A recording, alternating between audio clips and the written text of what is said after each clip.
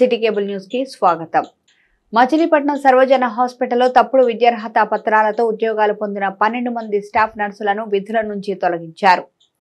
మచిలీపట్నం సర్వజన హాస్పిటల్లో staff nurse నియామకాల్లో అక్రమాలు వెలుగులోకి రావడంతో 12 మంది స్టాఫ్ నర్సులను విధుల నుంచి తొలగించారు. కొంతమంది కోవిడ్ సమయంలో తప్పుడు విద్యార్హత పత్రాలతో స్టాఫ్ నర్సులు ఉద్యోగం పొందారు. నర్సుల నియామకంపై ఆరోపణలు వచ్చిన నేపథ్యంలో రాజమండ్రి నుంచి వచ్చిన హెల్త్ రీజనల్ డైరెక్టర్ దర్యాప్తు చేపట్టారు. దర్యాప్తులో భాగంగా 12 మంది స్టాఫ్ నర్సులు అక్రమ పద్ధతిలో ఉద్యోగాలు పొందినట్లు అధికారులు గుర్తించారు. ఆ 12 మంది స్టాఫ్ నర్సులను విధుల నుంచి తొలగించినట్లు ఆర్ఎంఓ నవీన్ తెలిపారు.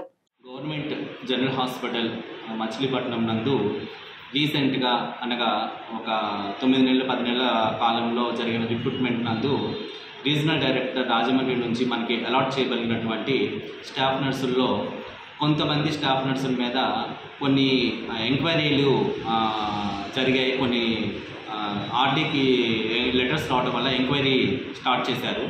ఈ ఎంక్వైరీలో 2-3 దఫాలుగా జరిగిన ఎంక్వైరీల్లో వాళ్ళకి కొన్ని కోవిడ్ రిలేటెడ్ ఇష్యూస్లో కొన్ని ఫాల్ట్ జరిగినట్టుగా వాళ్ళు అధికారులు గుర్తించి రీజనల్ డైరెక్టర్ ఆఫీస్ నుంచి మనకి సాటర్డే రోజు అనగా 24/8/2024న ఒక 12 మంది స్టాఫ్ నర్సుల్ని టెర్మినేషన్ కోసం మనకి సిఫార్సు చేస్తూ మనకి ఆర్డర్స్ పంపించారు.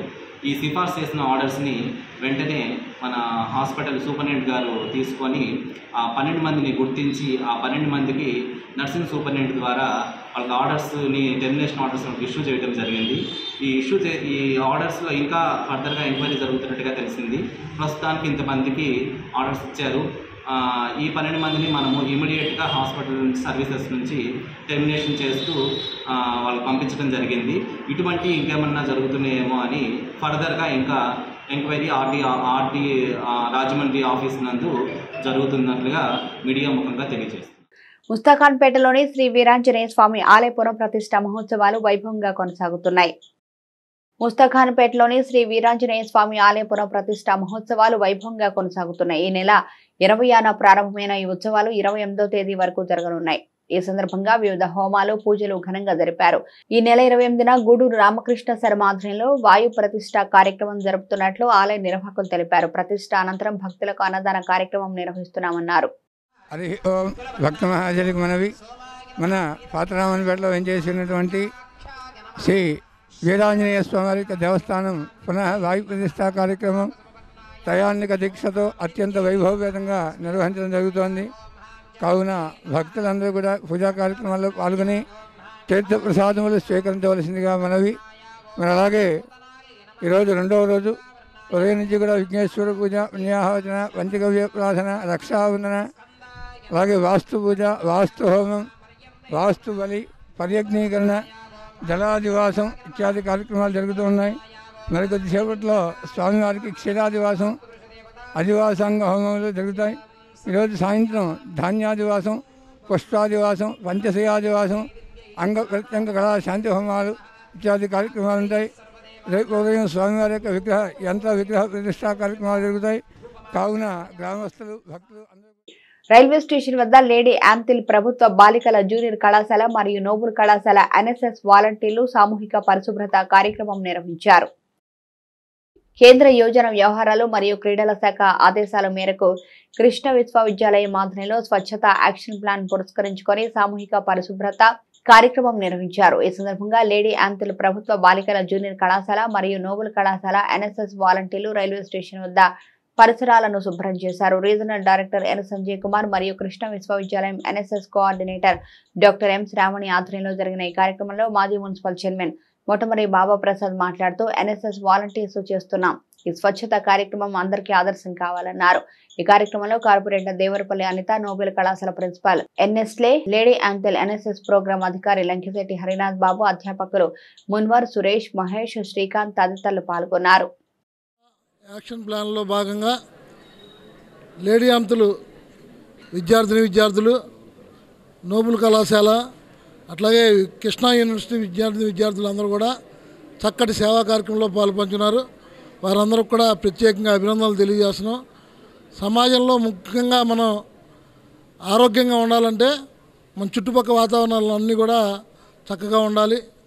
మరి ఆ ఏరియాల్లో చెత్త చెదారాలు కానీ తిన్న వస్తువులు రోడ్డు మీద పడేస్తాం కానీ కాలువలో పడేస్తాం కానీ అవన్నీ దానివల్ల మనకి దోమలు కానీ అవన్నీ మలేరియా డెంగ్యూ అవన్నీ వచ్చే పరిస్థితులు ఉంటాయి. కాబట్టి మరి స్వచ్ఛతా సేవా కార్యక్రమాన్ని మీరందరూ కూడా పాలు పంచుకుని ప్రజల్లో అవేర్నెస్ తీసుకోవడానికి మీరందరూ కూడా ముందుకు వచ్చినందుకు మరొకసారి మీకు అభినందనలు తెలియజేస్తూ ఈ కార్యక్రమంలో మమ్మల్ని కూడా ఆహ్వానించినందుకు మరి మీ అందరికి కూడా ధన్యవాదాలు తెలియజేస్తూ ప్రతి ఒక్కరిలో కూడా అవేర్నెస్ రావాల్సిన అవసరం ఖచ్చితంగా ఉంది. మన కాలనీలు కానీ మన ఇంటి వాతావరణాన్ని కానీ అట్లాగే మనకు ముఖ్యంగా రైల్వే స్టేషను అట్లాగే మన బస్ స్టాండు ముఖ్యమైన వ్యాపార ప్రాంతాల్లో కూడా ఎక్కడా కూడా మురుక్కాలలో తినేసిన పదార్థాలు కానీ మిగిలిన పదార్థాలన్నీ కూడా వేయకుండా కృష్ణా యూనివర్సిటీ ఎన్ఎస్ఎస్ ఆధ్వర్యంలో నిర్వహించబడుతున్న ఈ స్వచ్ఛతా యాక్షన్ ప్లాన్ అనే కార్యక్రమానికి విచ్చేసినటువంటి పుర ప్రముఖులు మాజీ మున్సిపల్ చైర్మన్ బాబాప్రసాద్ గారికి, కార్పొరేటర్ అనిత గారికి, మన పీఓస్ హర్నాథ్ గారు, స్వరూప మేడం, రీజనల్ డైరెక్టరేట్ నుంచి విచ్చేసిన సంజయ్ గారికి అందరికీ నా కృతజ్ఞతలు. 2014లో మోడీ గారు ఇనిషియేట్ చేసినటువంటి స్వచ్ఛ భారత్ అభియాన్లో భాగంగా నెహ్రూ యువ కేంద్ర సంఘటన వారు 2021లో క్లీన్ ఇండియా ఇనిషియేటివ్స్ ఇవన్నీ లాంచ్ చేయడం జరిగింది. దానిలో భాగంగా చేస్తున్నటువంటి ఈ స్వచ్ఛతా యాక్షన్ ప్లాన్ అనే కార్యక్రమాన్ని మన రీజనల్ డైరెక్టరేట్ నుంచి కేవలం అతి కొద్ది యూనివర్సిటీలకు మాత్రమే ఈ అవకాశం ఇవ్వడం జరిగింది. అందులో కృష్ణా యూనివర్సిటీ ఒకటైనందుకు మేము చాలా గర్వపడుతున్నాము. వారి రీజనల్ డైరెక్టర్ వారికి ఈ విషయంగా మేము కృతజ్ఞతలు తెలియజేసుకుంటున్నాము. ఇలాంటి ప్రోగ్రామ్స్ అనేవి మన సమాజానికి రైల్వే స్టేషన్లో స్వచ్ఛ కార్యక్రమం చేపట్టడం జరిగింది. ప్రతి ఒక్కళ్ళు మన చిన్నప్పటి నుంచి చదువుకున్నాము, విన్నాము, ఆరోగ్యమే మహాభాగ్యము అని చెప్పి. అలాంటి ఆరోగ్యంగా ఉండాలి అంటే మన చుట్టూ ఉన్న వాతావరణం అలాగే పరిసరాలు కూడా శుభ్రంగా ఉండాలి. అది ఇప్పటి నుంచే మనం అలవాటు చేసుకోవడం అనేది చాలా ముఖ్య విషయం అండి. మనతో పాటు మన చుట్టుపక్కల వాళ్ళకు కూడా ఈ విషయాన్ని కనుక మనం తెలియజేసినట్టయితే కనుక చాలా వరకు మనం ఈ వాతావరణాన్ని అనేది మనం కాలుష్యం కాకుండా చేసుకోవచ్చు, అలాగే శుభ్రంగా కూడా చేసుకోవచ్చు.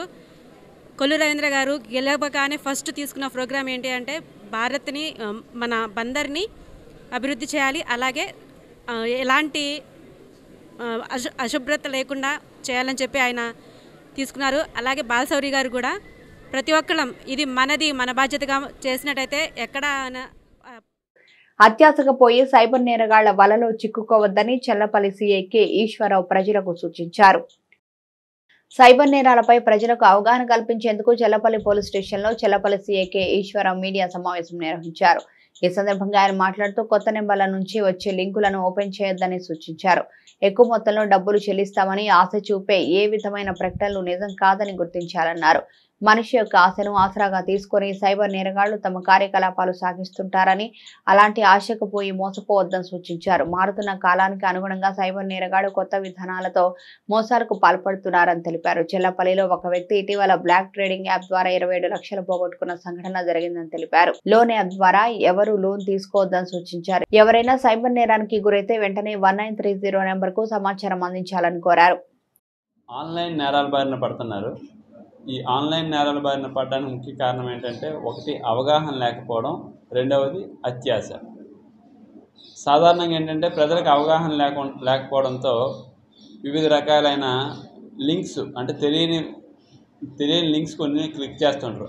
ఆ తెలియని లింక్స్ క్లిక్ చేయడం వల్ల ఆన్లైన్ నేరగాళ్ళు మన తాలూకా మన ఫోన్లో ఉండే సమాచారాన్ని, మన యొక్క ఈ కంప్యూటర్లో ఉండే సమాచారాన్ని కాస్త వాళ్ళు ఇచ్చేసి మనల్ని మభ్యపెట్టి, లేదంటే కొన్నిసార్లు బ్లాక్మెయిల్ చేసి మన దగ్గర నుంచి వాళ్ళు ఆటోమేటిక్గా డబ్బులు లాగడానికి ట్రై చేస్తుంటారు. ఇవి కాకుండా అత్యాశతో కూడిన కొన్ని గిఫ్టుల రూపంలో మనకి ఏంటంటే, ఈ మధ్యకాలంలో మన ఏరియాలో మన చల్లపల్లిలో ఒక ఆన్లైన్ నేరం జరిగింది. ఇది ట్రేడింగ్ యాప్ పేరుతో మీకు ఒక 100 రూపీస్ కడితే 150 రూపీస్ ఇస్తామని ఒక ఆశ చూపెట్టి ఆటోమేటిక్గా ఆయన ఒక చల్లపల్లిలో ఒక ఇంజనీరింగ్ కాలేజ్ స్టూడెంట్ని ఇచ్చేసి సుమారుగా 20,70,000 ఆయన దగ్గర మోసం చేయడం జరిగింది. ఇటువంటి నేరాల పట్ల ప్రజలందరూ కూడా జాగరూకత వ్యవహరించాలి. అలాగే ఎటువంటి ఆన్లైన్ నేరాలు జరిగిన వేళ 1930 అనేది టోల్ ఫ్రీ నెంబర్ ఉంది. ఇమీడియట్లీగా దానికి ఫోన్ చేస్తే, ఆ 1930 ఈ టోల్ ఫ్రీ నెంబర్కి ఫోన్ చేస్తే వెంటనే మనం లాస్ అయ్యే అమౌంట్ ఏదైతే అమౌంట్ ఉంటుందో దాన్ని వెంటనే ఫ్రీజ్ చేసి మరలా మనకి ఎవరైతే లాస్ అయ్యారో ఆ పర్సన్స్కి ఆ అమౌంట్ని తిరిగి ఇప్పించే అవకాశం ఉన్నది. కాబట్టి ఇమీడియట్గా ఏదైనా ఆన్లైన్ ఫ్రాడ్ జరిగిందని గుర్తించిన వాళ్ళు వెంటనే ఆ నెంబర్ డయల్ చేయండి. ముఖ్యంగా ప్రతి ఒక్కరూ కూడా ఈ ఆన్లైన్ నేరాల పట్ల జాగ్రత్తగా ఉండండి. +91 అనేది ఇండియా సిరీసు. ఇది కాకుండా వేరే సిరీస్తో ఏ ఫోన్ నెంబర్ రాష్ట్రాన్ని డ్రగ్స్ రహిత ఆంధ్రప్రదేశ్ గా తీర్చిదిద్దే ప్రయత్నంలో ప్రతి ఒక్కరూ భాగస్వాములు కావాలని కృష్ణా విశ్వవిద్యాలయం వైస్ ఛాన్సలర్ ఆర్ శ్రీనివాసరావు పిలుపునిచ్చారు. రాష్ట్రాన్ని డ్రగ్స్ రహిత ఆంధ్రప్రదేశ్ గా తీర్చిదిద్దే ప్రయత్నంలో ప్రతి ఒక్కరూ భాగస్వాములు కావాలని కృష్ణా విశ్వవిద్యాలయం వైస్ ఛాన్సలర్ ఆర్ శ్రీనివాసరావు పిలుపునిచ్చారు. కృష్ణా విశ్వవిద్యాలయ జాతీయ సేవా పథకం ఆధ్వర్యంలో డ్రగ్స్ రహిత సమాజం కోసం కార్యక్రమం నిర్వహించారు. ఈ సందర్భంగా ఆయన మాట్లాడుతూ నేటి యువత గంజాయి లాంటి మత్తు పదార్థాలకు బానిసగా మారి భవిష్యత్తును అంధకారం చేసుకుండడం పట్ల ఆందోళన వ్యక్తం చేశారు. డ్రగ్స్ రహిత సమాజం కోసం భాగస్వాములు అవుదామంటూ విద్యార్థులతో ప్రతిజ్ఞ చేయించారు. విశ్వవిద్యాలయ ఆవరణలో విద్యార్థులతో ప్రదర్శన నిర్వహించారు. ఈ కార్యక్రమంలో rector MV Basaveswararao, register K Sobhan Babu, arts and science college principal N Usha, engineering కళాశాల principal doctor Vijay Kumari, pharmacy కళాశాల ప్రిన్సిపల్ డాక్టర్ రాంబాబు, ఎన్ఎస్ఎస్ విభాగం సమన్వయకర్త డాక్టర్ ఎం శ్రావణి, ప్రోగ్రాం అధికారులు గోపి, కవిత తదితరులు పాల్గొన్నారు. చాకిరేవుపాలెంలో గుట్టుచప్పుడు కాకుండా నిర్వహిస్తున్న వ్యభిచార గృహంపై పోలీసులు దాడి చేశారు. చాకిరేవుపాలెంలో గుట్టు చప్పుడు కాకుండా వ్యభిచార గృహం నిర్వహిస్తున్నారు అని ఆర్పేట సిఐ కె యేసుబాబు, మహిళా ఎస్ఐఎం మాణిక్యమ్మ తెలిపారు. నగరానికి చెందిన కొంతమంది మహిళలకు డబ్బు ఆశ చూపించి వ్యభిచారం చేస్తూ జీవనం కొనసాగిస్తున్న తొంటి నాంచారమ్మ ఇంటిపై పోలీసులు ఆకస్మిక దాడి నిర్వహించారు. కాకలమూడి గ్రామానికి చెందిన పరస ఉదయ్ కిరణ్, ఉయ్యూరు శివరామకృష్ణయ్య అనే ఇద్దరు వీటులను అరెస్టు చేసి రిమాండ్ కు పంపామన్నారు. గతంలో సొంటి నాంచారమ్మ వ్యభిచార గృహాలు నిర్వహిస్తున్నందుకు చిలకలపూడి పోలీస్ స్టేషన్ లో కూడా కేసు నమోదు చేశారని తెలిపారు. నేను ఆర్పేట సిఐ వర్క్ చేస్తున్నాను. రాత్రి మా కృష్ణా జిల్లా ఎస్పీ శ్రీ ఆర్ గంగాధర్ గారి ఆది ఉత్తర్వుల ప్రకారం డిఎస్పీ గారి పర్యవేక్షణలో మాకు వచ్చిన సమాచారం మేరకు ఆర్పేట లిమిట్స్లోని చాకిరేవుపాలెం నియర్ రామానాయుడుపేట దగ్గర ఒక లేడీ, ఓల్డ్ ఏజ్ లేడీ వ్యభిచార గృహం నిర్వహిస్తుందని సమాచారం రావడంతో మేము ఆ సిబ్బంది మధ్యవర్తులు సహా వెళ్ళి తనిఖీ చేయగా ఆమె సొంటి నాంచారమ్మ అనే ఆవిడ, వాస్తవానికి వీడిది ముదినేపల్లి మండలం గురజ, ఇక్కడికి వచ్చి ఉంటుంది. గతంలో కూడా ఈ మీద చిలకలపూడి పోలీస్ స్టేషన్లో బ్రోతల్ కేసు బుక్ అయింది 21లో. వెళ్ళి మేము తనిఖీ చేయగా అక్కడ మగ వ్యక్తులు, ఇద్దరు ఆడవారు విక్టిమ్స్ ఉన్నారు. మా విచారణ తెలియదండి, వాళ్ళ దగ్గర ఎవరైతే జెంట్స్ ఉన్నారో వాళ్ళ దగ్గర ఒక మనిషికి 500 కలెక్ట్ చేసి ఎవరైతే విక్టిమ్స్ ఉన్నారో లేడీస్కి వాళ్ళకి ఆశ చూపి డబ్బులు ఇస్తాం, వాళ్ళ పేదరికాన్ని అనువుగా తీసుకుని వాళ్ళకి ఒక వ్యక్తి దగ్గర ఉన్నందుకు 200 రూపాయలు ఇచ్చి మిగతా ఇవి తీసుకుని వాళ్ళని ఆ రకంగా వాడుకుని సంపాదించుకుంటుంది. అది మేము వాళ్ళని పట్టుకుని ఆ టైంకి అంతా లీగల్ ప్రాసెస్ అంతా చేసి వాళ్ళని అరెస్ట్ చేసి తీసుకురావడం జరిగింది. వాళ్ళని ఈరోజు రిమాండ్కి పంపిస్తున్నాం. ఎవరైతే విక్టిమ్స్ ఉన్నారో వాళ్ళని వాళ్ళ బంధువులకి అప్పచెప్పడం జరిగింది. సిటీ కేబుల్ న్యూస్ సమాప్తం.